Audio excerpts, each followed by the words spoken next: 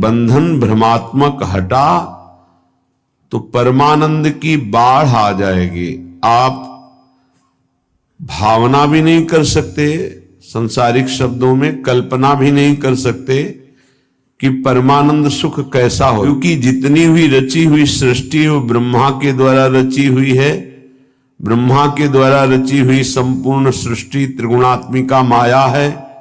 यहां परमानंद की कहीं कोई अनुभूति की बात ही नहीं है। जब तक विषयानंद का त्याग नहीं होगा तब तक परमानंद की अनुभूति नहीं होगी। जब तक ज्ञान नहीं होगा तब तक विषयानंद का त्याग नहीं होगा, या प्रेम नहीं होगा तब तक विषयानंद का त्याग नहीं होगा। बड़ा कठिन है मन और इंद्रियों को प्रभु में लगाना। बातें बना लेना, प्रवचन कर लेना, प्रवचन सुन लेना, वाहवाही इकट्ठा कर लेना, खूब धन एकत्रित कर लेना, खूब नाना प्रकार के भोगों को भोगना, ये कोई खास बात नहीं है। ये स्वाप्निक है, ये एक अच्छा स्वप्न है, लेकिन जब जगेंगे तो खाली हाथ होंगे। स्वप्न का कोई भी वैभव, भोग, सामग्री, परिवार जागृत होने पर कुछ नहीं होता, कुछ नहीं, 100 का 100% झूठा। ऐसे ही ये जो ब्रह्मा के द्वारा रचा हुआ संपूर्ण संसार है, जब आप भगवदानंद का जरा भी अनुभव करेंगे तो जेहि जाने जग जाए हेराई, जागे जथा स्वप्न भ्रम जाई। जिस परमात्म तत्व को जान लेने के बाद संसार ऐसे गायब हो जाता है जैसे स्वप्न में नाना प्रकार के पदार्थ अनुकूल प्रतिकूल, व्यक्ति अनुकूल प्रतिकूल देखा, पर जब जगे तो कुछ नहीं था। उमा कहूं मैं अनुभव अपना, सत हरि भजन जगत सब सपना। ये स्वाप्निक पूरा का पूरा जितना ब्रह्मा ने रचाया, आ ब्रह्म स्तंभ पर्यंतम सर्वम मायामयम जगत, सत्यम सत्यम पुनः सत्यम हरेर नामयु केवलम। तिनके से लेकर ब्रह्मलोक तक जितना कुछ है ये सब जादू का तमाशा है, माया है। आ ब्रह्म भुवनान लोकान पुनरावर्तिनो अर्जुन, हे अर्जुन इसमें मत फंसो। ये सब बार बार जन्म मरण का चक्र बढ़ाने वाले हैं, मिटाने वाले नहीं हैं। यहां से लेकर ब्रह्मलोक तक एकमात्र सच्चिदानंद में वृत्ति लगा दे, चाहे गृहस्थ हो या विरक्त हो, अपने अपने धर्म का पालन करते हुए वृत्ति को नाम में लगाना है, नाम में जीवन करना है। बातें बना लेना, ज्ञान की बातें उपदेश कर लेना बहुत सरल है, पढ़ लो सुना दो, लेकिन इनको अपने आचरण में उतार लो। सोई महात्मा, चाहे वो गृहस्थ हो या विरक्त हो, शास्त्र की आज्ञा के अनुसार अपने अंतःकरण को चलाना ये महात्मा का लक्षण है। मन और इंद्रियों को स्वतंत्र रूप से भोगों में छोड़ देना ये विषयी पुरुष का लक्षण है। प्रायः बहुत संभालने पर भी, बहुत वर्षों तक इनको संयम में रखने पर भी कभी अहंकार ना कर ले कि मैं संयमी हो गया, मैं जितेंद्रिय हो गया। जब तक प्रभु का मिलन ना हो जाए तब तक मन और इंद्रिय पर विश्वास न करे कि मैं अमुक भोगों का विजयी हूं, त्यागी हूं। नहीं, कभी भी फिसल सकते हो। इसलिए आजीवन भगवत मार्ग के पथिक सावधान रह करके कभी गर्व नहीं कि मैं जितेंद्रिय हो गया, मैं मनोनिग्रही हो गया, मेरा क्या माया बिगाड़ सकती। नहीं, शिव विरंचिका मोहई को है बपुराण। और कौन बेचारा माया से युद्ध कर सकता है जब ये बड़े बड़े, तो क्या करें? बड़े मत बनो, छोटे बन जाओ, दैन्य हो जाओ, तृणादपि सुनीचेन। कोई नहीं तुमसे प्रश्न करेगा, न माया न भगवान। प्रश्न करते हैं जिनको बहुत अभिमान है कि हम जितेंद्री हैं, हम मनोनिग्रही हैं, हम बड़े भजनानंदी हैं, तो प्रश्न हो जाता है, ये देखो दो इसका उत्तर।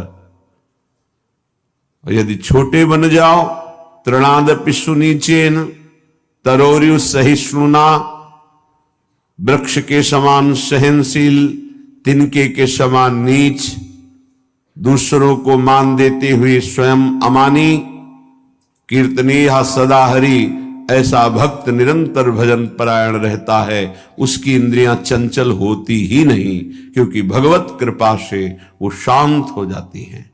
ये रहस्य को समझिए।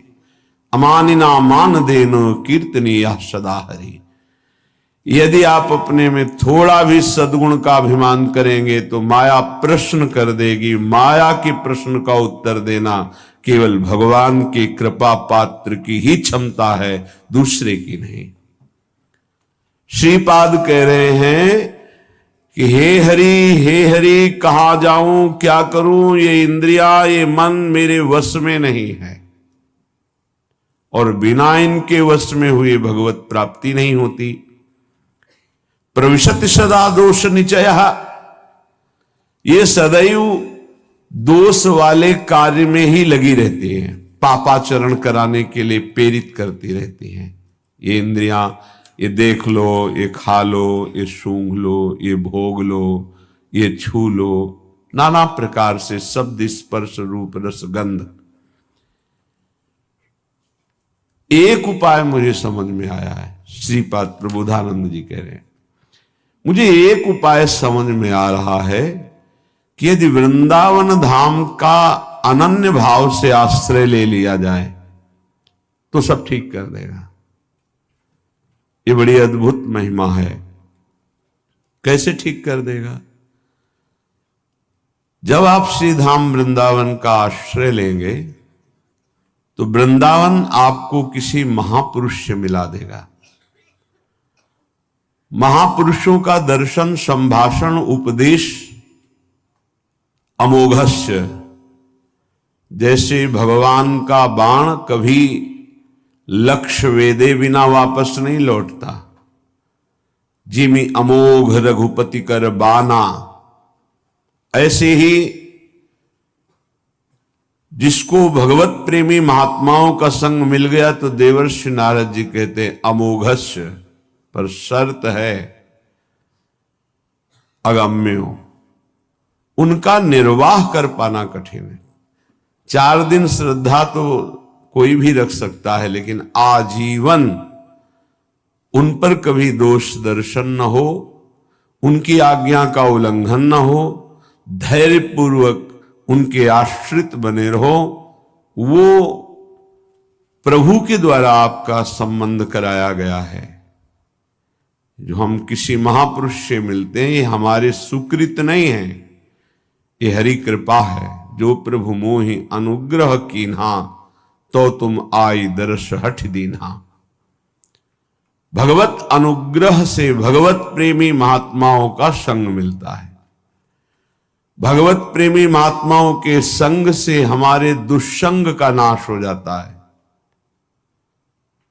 सर्वसंगोपहो हिमाम, जो संत संग है वो समस्त संगों से आपको अलग करके एकमात्र श्री भगवान में आसक्ति प्रदान कर देगा।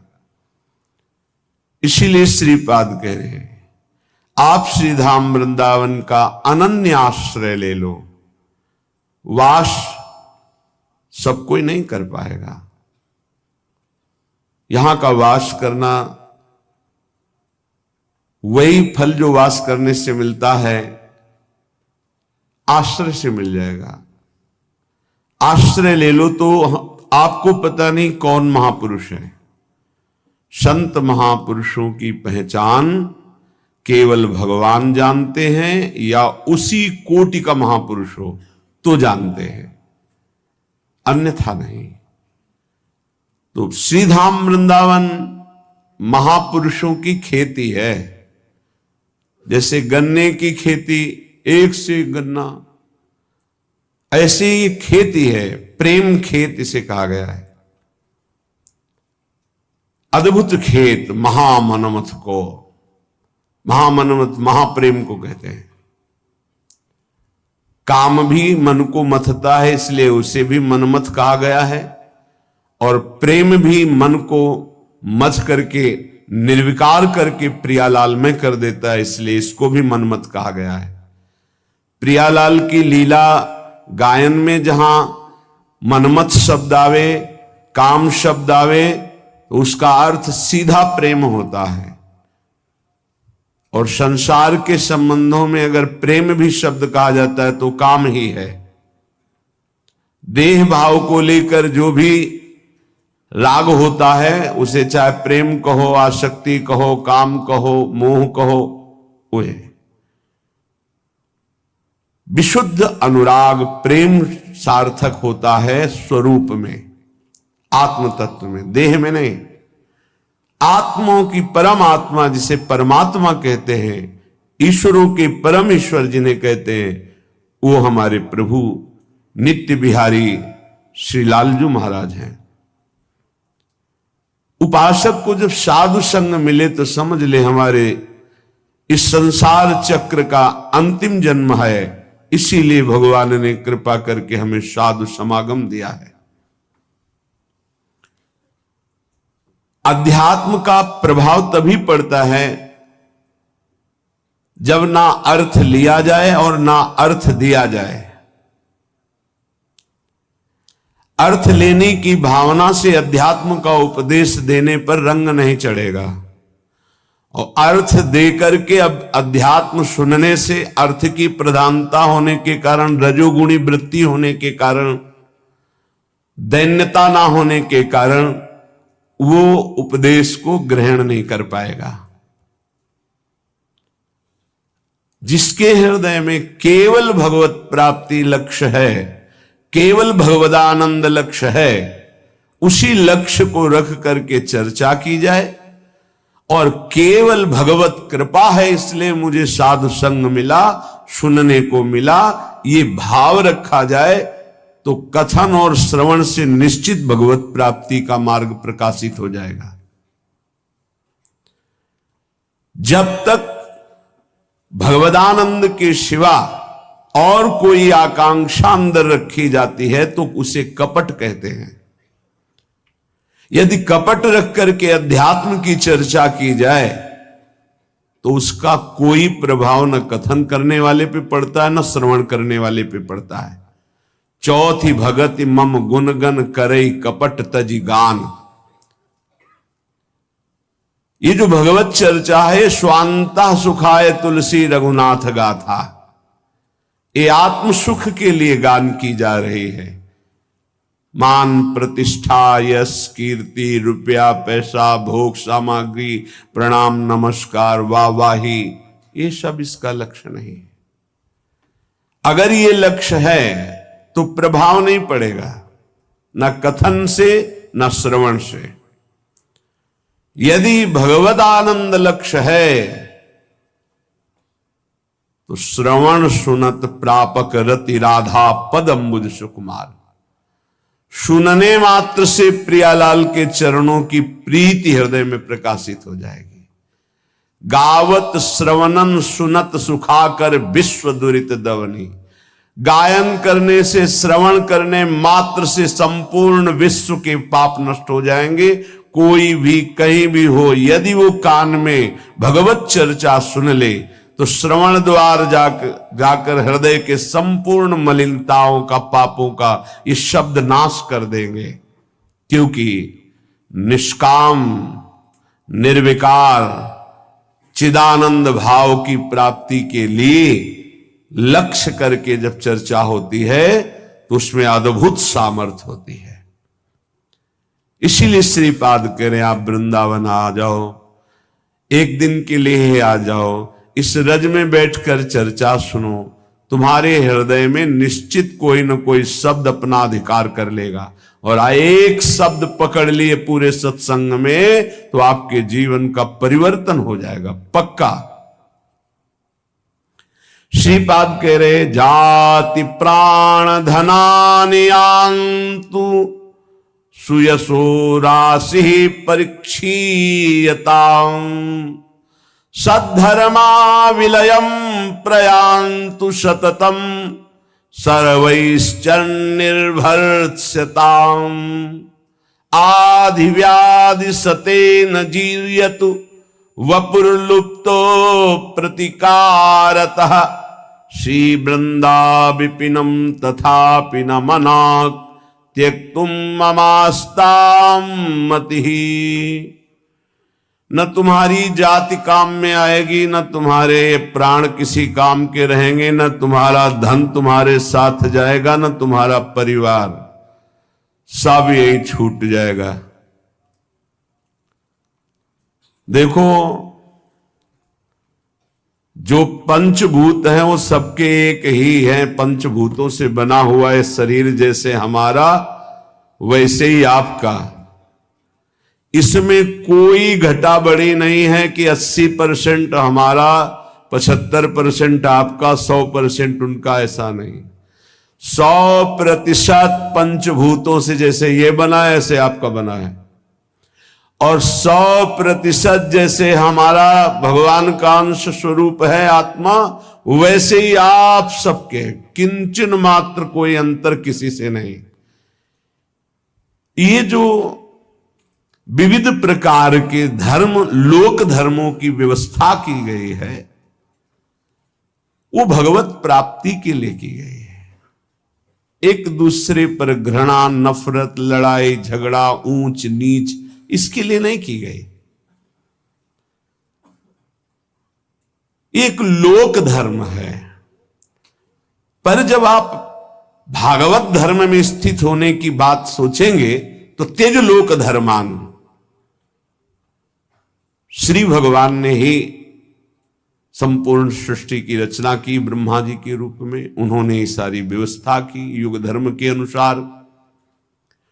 वही भगवान श्री राम जो हरि हैं, जिनके नाभि कमल से ब्रह्मा प्रकट हुए, सबरी जी के सामने बैठे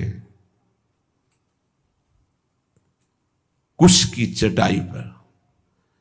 बड़े बड़े योगियों के द्वारा पावन किए हुए हृदय कमल में जिनका पधारना कठिन होता है, सबरी माई के सामने बैठे हुए। कौन है सबरी मैया? सब दंडकारण्य के ऋषि, बड़ा ऐसा मतंग ऋषि, सबरी की भावना को पहचाना और अपने पास में कुटिया बनाई और कहा, बेटा तुम निश्चिंत होकर यहां भजन करो। ये बड़े बड़े ब्रह्म ऋषि जन क्यों नहीं समझ पाए सबरी जी को कि इतनी उच्च कोटि की महान भक्ता है? क्योंकि उन्हें अपने ब्रह्मणत्व का, अपने तप का, अपने साधन का ब्रह्मणत्व है। ये भगवान किसी की भी कुटिया में नहीं गए, किसी की तरफ देखा नहीं, उनकी तरफ देखा जो सबरी जी पर भाव रखते थे। तो उनसे पूछ लेते थे कि सबरी मैया का आश्रम किधर है। संभाषण कर लिया, देख लिया, आश्रम किसी के नहीं। और जो ऐसा सोचते थे कि मैं तो इतने 1000 वर्ष से तप कर रहा हूं, भगवान तो मेरे यहां आएंगे ही, भगवान ने देखा भी नहीं, संभाषण भी नहीं किया। आश्चर्य है, भगवान सबरी जी के सामने कुशासन में बैठे हुए। सबरी जी एक एक बेर भगवान को दे रही है, जो रोज भाव से चयन करती थी। भगवान उसे बखान बखान के पा रहे। फिर भगवान सबरी जी की स्तुति करते हैं। जो नवधा भक्ति है वो उपदेश नहीं, क्योंकि भगवान के सामने ही प्रेमाग्नि में शरीर को भस्म करके वो भगवत धाम जा रहे, तो उपदेश दिया जाता है जो आचरण करे। सबरी जी में तो संपूर्ण प्रेम लक्षणा भक्ति का प्रादुर्भाव हो चुका है, जो नवधा भक्ति के बाद होती है। भगवान ने उसमें कहा कि जाति पाति कुल कर्म बढ़ाई, ये सब मैंने माना, मुझे ये कोई रिझा नहीं सकता। मैं अमुक हूं, मैं अमुक हूं, मैं अमुक। मानो एक भगति कर नाता, एकमात्र मैं भक्ति का नाता मानता हूं, और वो किसी के अहोवत्सो पचतो गरीयान यज्ञ वर्तते नाम तुभ्यम, वो चांडाल भी जगत पूजनी हो जाता है जिसकी जिह्वा पर भगवत नाम हो। जो भगवान का भक्त हो, चरणोदक लेकर पीना चाहिए, वो चाहे स्वपच हो, चांडाल हो, किसी भी कुल में जन्मा हो। और जो भगवान की भक्ति से विमुख है, वो कोई भी हो, वो इस सच्ची मानो वही स्पर्श करने योग्य नहीं है जो भगवान से विमुख है। और जो भगवान के सन्मुख है वही सर्व पूजनीय सर्व वंदनीय है। ये केवल एक मर्यादा बनाई गई लोक व्यवहार के संचालन के लिए। सत्य वस्तु ये है कि जो ये शरीर है वही सांप के शरीर है, जो ये आत्मा है वही सांप की एक आत्मा है। इतना भी भेद नहीं, इतना भी अंतर नहीं है। जैसे छोटा भाई बड़े भाई के चरण छूता है तो वो महान नहीं हो गया है, वो नीच नहीं हो गया छोटा भाई, वो बड़ा महान नहीं हो गया। एक मर्यादा है लोक व्यवहार की। तत्वतः दोनों में एक ही आत्म तत्व है, दोनों के एक ही पांच भौतिक शरीर से निर्माण हुआ। ये जो जाति है, जो शरीर है, जो प्राण है, जो धन है, जो परिवार का संबंध है, ये केवल लोकवत है। एक ऐसे ही चंद दिनों में सब छूट जाएगा।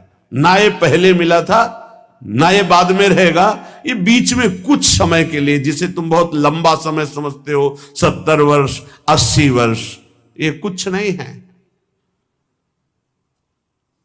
विचार करके देख लीजिएगा। श्रीपाद कह रहे ये सब नष्ट हो जाएगा, छूट जाएगा। जिस लिए आए हो खास बात उसको तुम भूल गए हो।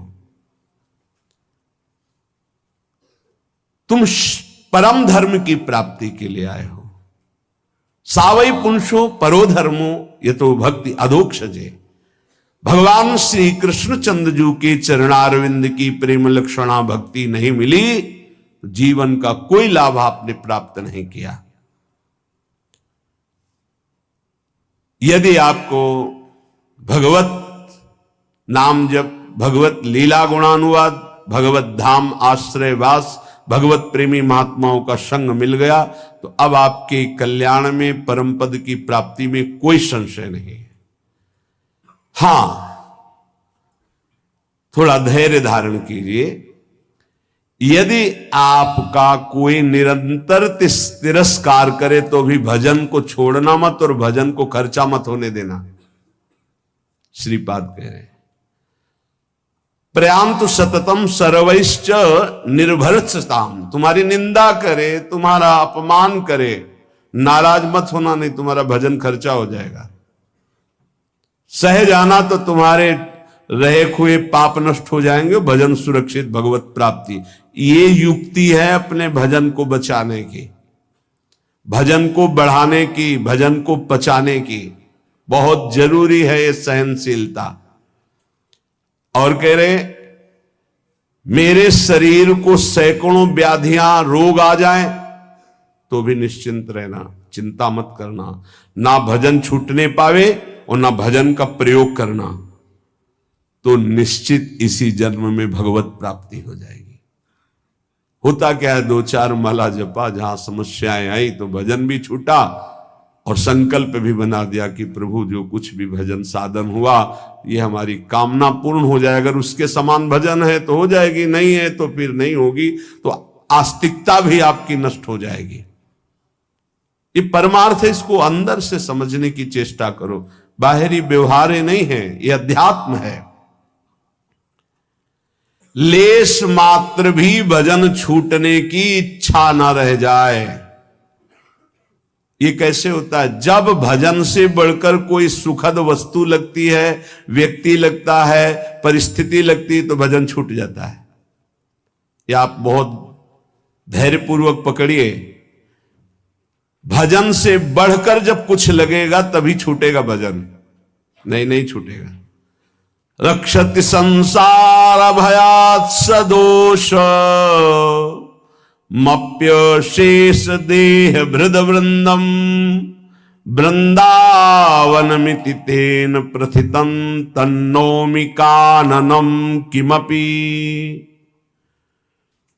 यहां का एक प्रभाव है कि चाहे जितना पापी नीच दोष युक्त पुरुष हो, जहां वृंदावन का आश्रय और करुणा से कहीं उसको कुछ दिन वास करने की रुचि हुई, तो प्राणी समूह के समस्त पाप और दोषों का नाश करके अनिर्वचनीय भाव अंदर भर देना, यह धाम की कृपा। सत्य सत्य सत्य, अनिर्वचनीय भाव हृदय में भर देना, ये धाम की कृपा। कैसे वाणी की सामर्थ्य नहीं कि श्रीधाम वृंदावन की कृपा की बात बता सके। अपार असीम करुणा वरुणालय। तन्नोमि काननम किमपि, मैं नमस्कार करता हूं कि जिन इंद्रियों को वश में करना, मन को वश में करना बड़ा कठिन है, ये पापाचरण ही कराती रहती है। ऐसा पापी पुरुष, दोषयुक्त पुरुष कहीं किशोरी जी की कृपा से श्रीधाम आने जाने लगा, सत्संग सुनने लगा, बिहारी जी राधा रमण राधा वल्लभ लाल इनके दर्शन करने लगा, धाम की कृपा से ऐसा अनिर्वचनीय भाव जाएगा कि परिवर्तन हो जाएगा, वो दोष रहित हो जाएगा। बड़ा आश्चर्य होता है।